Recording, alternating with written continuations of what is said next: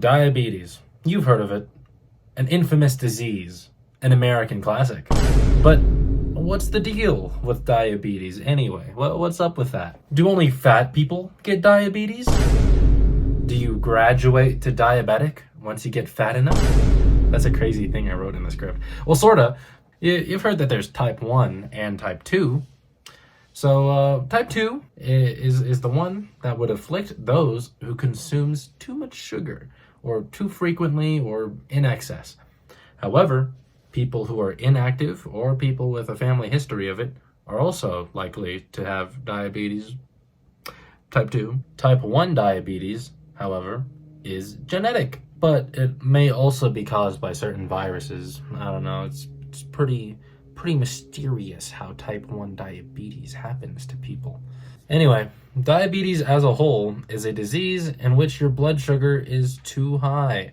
This can be caused by either your pancreas not making enough insulin or your cells just aren't reacting to the insulin as well, and it's not taking in all that sugar from the blood. By the way, insulin is a hormone that your pancreas produces. Your pancreas is behind your stomach, like, you know, all pancreatically and all that. As it says here in my wonderful script, insulin is the homie that signals your cells to absorb sugar from the blood so your blood can stay at a regulated level of sugar. And if your blood glucose levels are too high for too long, all kinds of complications can occur. If your cells aren't getting the glucose it needs, because remember, they're not absorbing the glucose from the blood like it's supposed to, you might end up feeling exhausted and tired and really hungry, and you'll only eat more to satisfy this need. Your kidneys are going to try to filter out all that glucose in your blood. It's going to work super hard getting all that out. You're going to pee more. You're going to pee, and then you're like, well, I'm thirsty now. So you're going to drink more, and then you're going to pee more, and it's a never-ending cycle of sugar pee. Did I really write that? Also, the glucose can start building up in your blood vessels and create blockages. This increases blood pressure, but also makes it harder for your blood to make it to an injury site to heal an injury.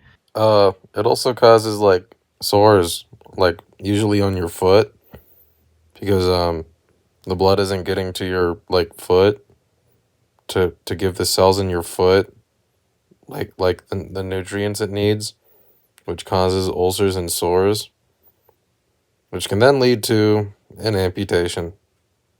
Woohoo! Disturbing the homeostasis of your body can lead to a domino effect that will absolutely blast you with all kinds of impurities.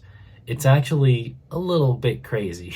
All that just because your blood sugar is high. Anyway, I should probably make a more detailed distinction between type 1 and type 2 diabetes.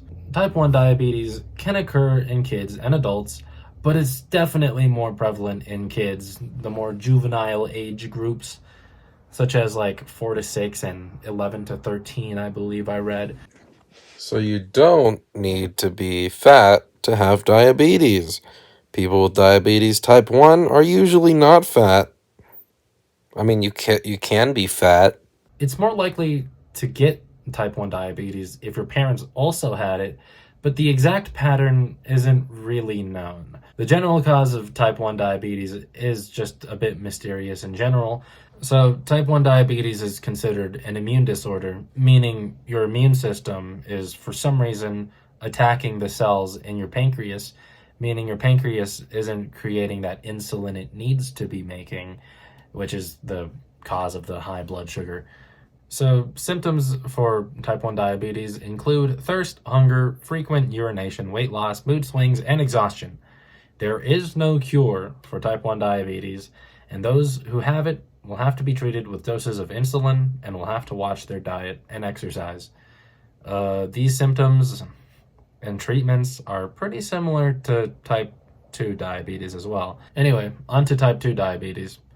Type 2 diabetes can happen in kids, but you'll definitely more than likely find an adult age 35 or older with diabetes. The risk for it increases with age, because as you get older, the function of the pancreas decreases as well. Type 2 diabetes is when the cells in your body are constantly processing that glucose in your blood, and they just start becoming unresponsive to the insulin at some point. It can also happen if your pancreas produces less insulin than normal. So either your cells are unresponsive to it or you're just not making enough insulin. Symptoms for type 2 diabetes is pretty much exactly like type 1 diabetes, but on top of that, there's also blurred vision, slow healing, frequent infections, numbness or tingling in hands and feet, and areas of darkened skin. So it might seem like these symptoms that I listed are exclusive for type 2 diabetes, but they are not.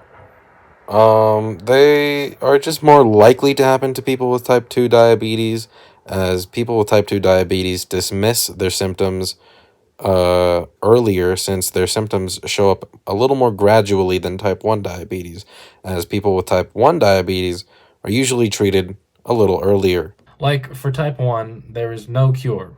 Eating well and exercise will help manage the disease, but insulin treatment is recommended as well. Man, I feel like I'm just droning on right now. Are you still listening? Anyway, a high blood glucose can be pretty damaging for other organs, like you could end up blind. Isn't that great? You're just blind now. Your kidney will eventually get damaged after working so hard to filter all that glucose, and the poor guy might just stop working. Your poor little kidney just stops working because of your high blood sugar. That's crazy. Also, people with diabetes have higher chances to get dementia, so that's cool. You might know this already, but sores and infections might lead to a amputation. Blood pressure becomes harder to control, and you increase your risk of a heart attack as well. Which is why people make jokes about, man, this is a heart attack on a bun. Man, I'm so funny, dude. That's some crazy stuff right there. Anyway, here are my sources. They are on the screen. I use trusted sources such as Mayo Clinic, and I forgot what the other ones were called, but I used them. Okay, that's it for today. Thank you for listening to my TED Talk about diabetes. Diabetes is no good. Yo, is that a cat? Holy crap. That was my final for anatomy and physiology with Mrs. Gandy. Thank you for watching. Dude, this is so awkward.